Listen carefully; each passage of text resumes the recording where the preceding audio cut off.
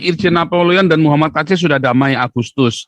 Jadi damai Agustus itu maksudnya menurut versi mereka setelah digebukin terus damai begitu loh. Iya. Ya, tetapi sebetulnya surat itu, ini informan A1 ya, surat itu dibuat dulu baru digebukin. Iya. Nah, jadi KC sudah ngerti, tapi apa boleh buat? Dikerumunin sama si siapa? Sama si FPI ya. Nah, tapi ini infonya saya masih kurang jelas. Apakah si Munarman ya atau ada antreknya? Tetapi ini masalahnya siapa lagi ya kan? Kalau Habib Rizik nggak mungkin, nggak punya nyali, nggak punya titit dia.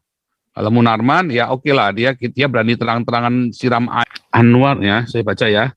Anwar menjelaskan, setinggi apapun jabatan seseorang dan sehebat apapun pengetahuan orang tentang hukum, kalau agama dan keyakinan Islamnya diganggu, maka rasionya ada di pantat. Oh iya benar juga, nggak salah kan? Benar. Napoleon pun bertindak dengan mengajar orang bersangkutan karena dia sadar tindakannya dan seterusnya. Ya, nah itu dia. Memang kalau sudah jadi Islam, setinggi apapun jabatan pangkatnya, pengertian hukumnya, langsung rasionalnya ada di pantat, jadi tai semua. Makanya dia langsung lumurin, wah sambil Allahu Akbar, kasih tai, Allahu Akbar, maksudnya Allahnya itu tai gitu loh. Kedengaran Pak? Iya kedengaran Pak Dalian. Wah selamat malam, shalom semuanya. Shalom. Lama nggak ketemu ini. Luar biasa. Gini Pak, teman-teman, Pak Pastor. Ya. Saya coba melihat ini dari sisi Napoleon Bonaparte ini sendiri. Karena saya lihat di sini, dia coba membentuk opini. Ini sebenarnya bukan jenderal yang bodoh saya kira ya. Ya mungkin dia bilang bodoh, ini jenderal yang licik gitu loh. Ya. Ini bukan bodoh, tapi jenderal licik. Dia coba membentuk opini, ya, untuk menarik yang radikal-radikal. Betul. Nah, saya sudah lihat, saya baru baca itu Yusuf Martab, ya, Ketua GNPF, dia langsung bilang bahwa ini ditempatkan Tuhan, ini pilihan Tuhan ini dia bilang. Ya saya nggak tahu Tuhan yang mana tadi, ya. Dia katakan seperti itu. Ini pilihan Tuhan ditempatkan di sel untuk menghukum si ini. Dia bilang begitu. Ada di medsos ada itu. Jadi dan satu lagi dia berani sampai membuat surat pernyataan itu sedemikian itu, ya, sehingga dari MUI dari manapun mulai ada yang muncul, ya, muncul untuk kelihatannya untuk dia menarik opini, menarik simpati buat dia. Jadi ini betul-betul sangat berbahaya ini saya pikir. Jadi ini betul-betul ini kecolongan betul sebenarnya negara atau kepolisian bisa sampai ini bintang 2 ini. Ini sudah ini. Jadi kalau saya melihat ini ya kan seorang koruptor sebenarnya ya, seorang koruptor. Berani seperti berbuat itu. Saya itu aja dulu, pandangan itu aja dulu. Terima kasih, Pak Paul. Ini menarik ya, ini kiriman, ini saya mau kasih sebelum.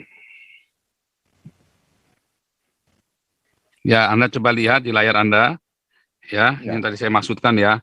Pengacaranya Irjen Napoleon dan Muhammad KC sudah damai Agustus. Jadi, damai Agustus itu maksudnya menurut versi mereka setelah digebukin terus damai begitu loh. Iya. Ya, tetapi sebetulnya surat itu, ini informan A1 ya, surat itu dibuat dulu baru digebukin. Iya. Nah, jadi KC sudah ngerti, tapi apa boleh buat? Dikerumunin sama si siapa? Sama si FPI ya. Nah, tapi ini infonya saya masih kurang jelas, apakah si Munarman ya atau ada antreknya. Tetapi ini masalahnya siapa lagi ya kan? Kalau Habib Rizik nggak mungkin, nggak punya nyali, nggak punya titit dia. Kalau Munarman ya oke lah, dia berani terang-terangan siram air waktu live TV One kan. Iya. Nah jadi ini memang benar-benar ini modusnya dia mau didamaikan sebelum itu naik. Ya. Jadi nggak mau naik, kalau perlu dibunuh sekalian. Jadi mau dibikin begitu ya. Nah terus tersangka penista agama Muhammad KC melaporkan terpidana suap dan penghapusan red notice. Ya ini kan dia kan bekas kepala Interpol kan yang menangkap saya nggak bisa. Akhirnya itu tadi. Internasional dia. Iya, belakangan diketahui Napoleon juga melumuri Muhammad KC dengan kotoran manusia meski pengacara membantahnya. Jadi mulanya bolak-balik ini. Terkait dengan hal itu, kuasa hukum Napoleon, si Ahmad Yani, mengatakan kliennya dan Muhammad pernah berdamai usai insiden tersebut pada Agustus awal. Kan aneh, kejadiannya kan bukan Agustus awal ini kan. Namun belakangan Kece malah melaporkan. Ya, ini kasus lama, terus saya dapat kasus lama gundulnya Peang ya kan, dari Pak Syah Ganda Nainggolan, aktivis kami yang baru keluar dari tahanan. Sudah terjadi perdamaian, sekarang kok baru dilaporkan, katanya Ahmad Yani. Mengaku heran dengan sikap Muhammad. Dia menduga ada pihak yang mendorong Muhammad melaporkan mantan Kadif Hubinter tersebut. Agustus akhir baru dilaporkan, kok tengah waktunya cukup panjang dari yang saya sebut. Kenapa seolah-olah Muhammad punya keberanian lagi? Iya, karena kita teriak. Kalau nggak punya keberanian, berarti kan punya keberanian. Ingat ya, punya keberanian. Artinya kan ditakut-takutin ini, kata keberanian ini loh. Ya kan?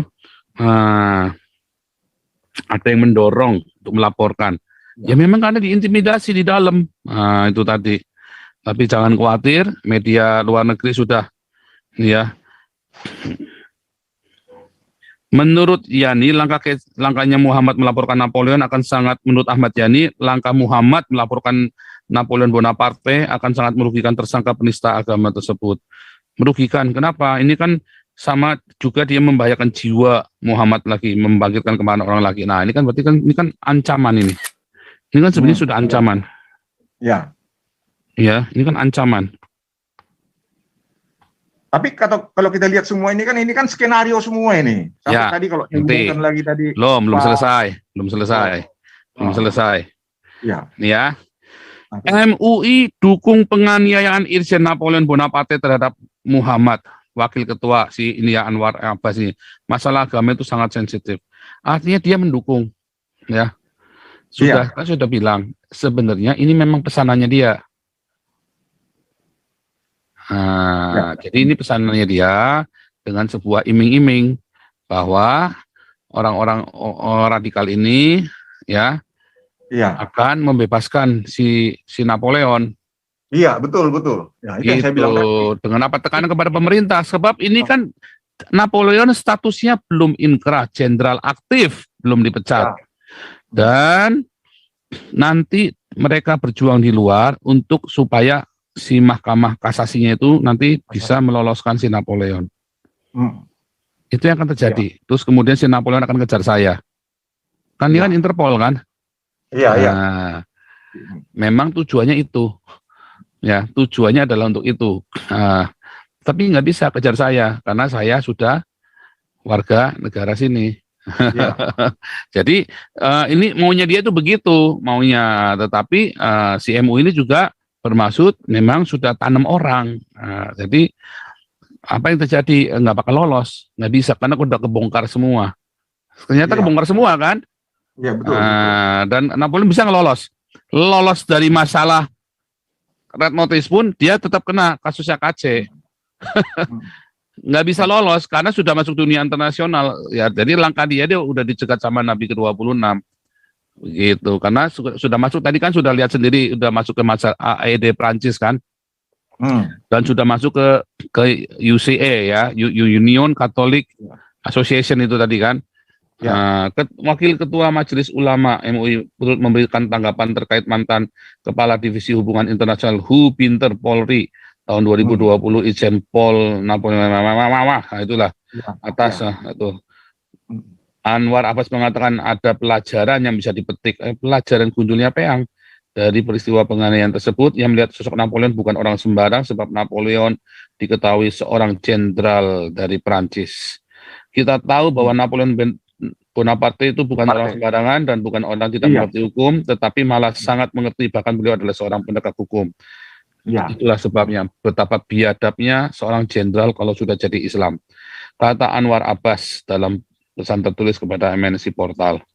Tetapi kalau agamanya dan keimanannya dihina, diremehkan, dan direndahkan, maka sebagai manusia biasa dan sebagai manusia yang beriman, tentu batas kesabaran juga ada.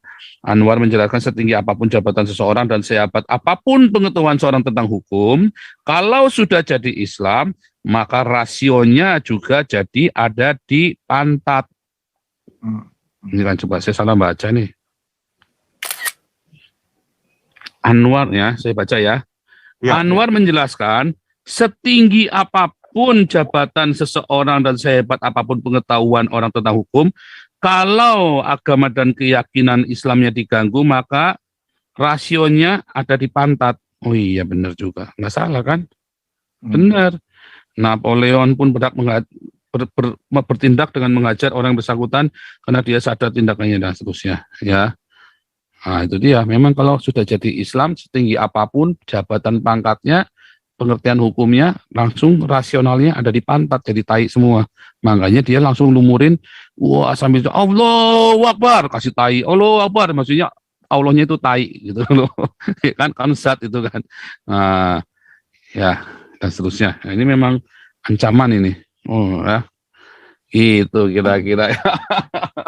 Iya.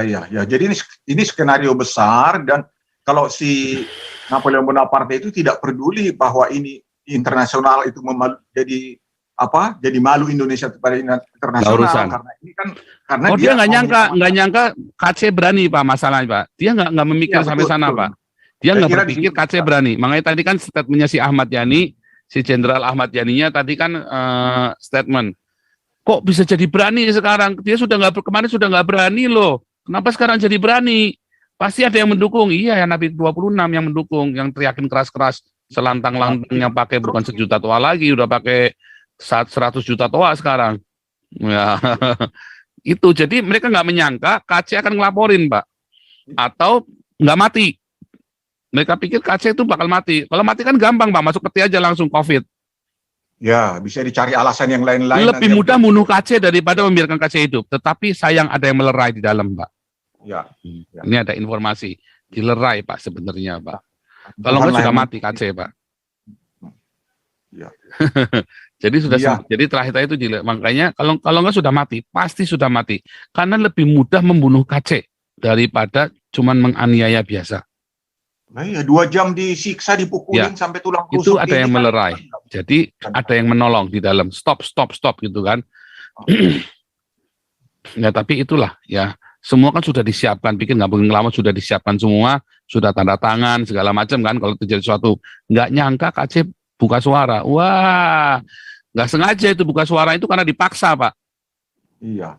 Dan yang ya terus ada informan A1 itu pun tetap nggak mau ngelapor. Ada informan A1 ngasih tahu saya.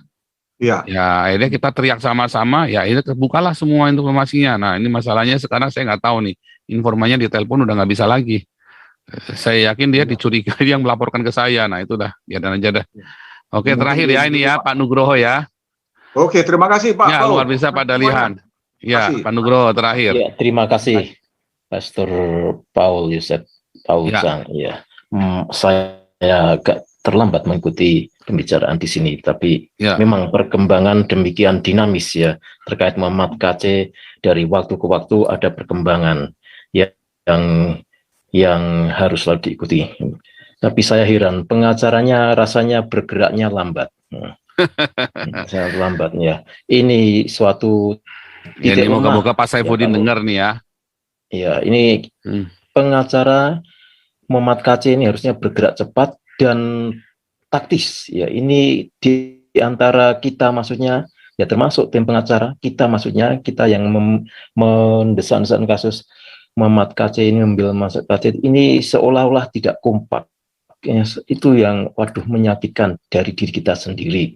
Ya, nah Pak Saifuddin mohon Pak Saifuddin Ibrahim mohon dikoordinasi dengan baik sehingga langkah-langkahnya itu taktis, tidak seperti saat ini. Kita ini banyak tertinggal.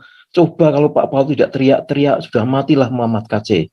Ya, makanya memang channel ini itu menjadi channel untuk mengusir ketakutan, membangkitkan roh keberanian ya dalam melawan khilafah dan yang ketidakadilan di Indonesia. Ini kasus Muhammad KC sudah menjadi kasus internasional, tidak hanya keluarga. Karena itu sebaiknya memang segera mendapatkan, jangan lagi pihak keluarga menghalangi apa upaya untuk menolong Muhammad KC, mengangkat Muhammad KC. Karena kalau tidak teriak sudah matilah Pak Muhammad KC. Memang Muhammad KC tahu risikonya, dia itu selamat atau mati. Ya, kalau mati sebagai martir, ya memang dia sudah sadar, saya yakin sudah. Karena itu sebagai perwujudan memikul salib. Tapi agaknya ini dipakai Tuhan untuk membongkar berbagai hal, ketidakadilan, kebobrokan institusi Polri, ya, adanya jenderal-jenderal Taliban yang bercokol di Indonesia. Betul. Ya, tidak. Betul, Pak. Ya, itu untuk membuka, ya. Nah, Ya, ini baru ada yang benar nih, yang cocok. Jadi memang momentum ini digunakan oleh Kapolri buat bersih-bersih dari Taliban. Betul. Ya, karena itu ya. Jadi yang siapa yang bantu si Napoleon siapa? Pasti anak buahnya, loyalisnya kan, Taliban semua. Wah, itu saya yakin itu pasti dicopot semua itu. Saya yakin. Karena nggak mungkin si Napoleon ini walaupun dia senior segala macam, tetap ada SOP yang harus dilanggar. Yang bisa melanggar hanya loyalisnya. Tahu. Ya. Nah, tapi memang niat merusak tatanan. Iya. Jadi itu memang digunakan sekarang. Saya berharap Kapolri bisa dengan jernih berpikiran bahwa ini momentum untuk beresin cepetan, bersih-bersih, mumpung orangnya sudah ketangkap basah. Betul. Ya kan? Setuju, Pak Paul. Siapapun yang dukung, sikat langsung. Iya, sampai ada kunci diberikan. Kemudian terjadi penganiayaan, kemudian rentetan siapa yang menspori di belakang, menyuruh dan sebagainya harus diusut ini. Ya, ini karena itu memang sebetulnya Bapak Kapolri memang dalam posisi sulit, tapi ini momentum yang paling bagus. Kemudian statusnya ini Napoleon Bonaparte, baiknya kawan-kawan jangan nyebut jenderal lagi, karena ini sudah tidak layak dia menyandang jenderal, ya. Sebut saja Napoleon Bonaparte. Nah, kalau di Perancis Napoleon Bonaparte itu mendapat nama ya, di sini seorang penegak hukum melakukan tindakan melawan hukum jenderal lagi, ya. Ya, itulah kalau sudah tahu.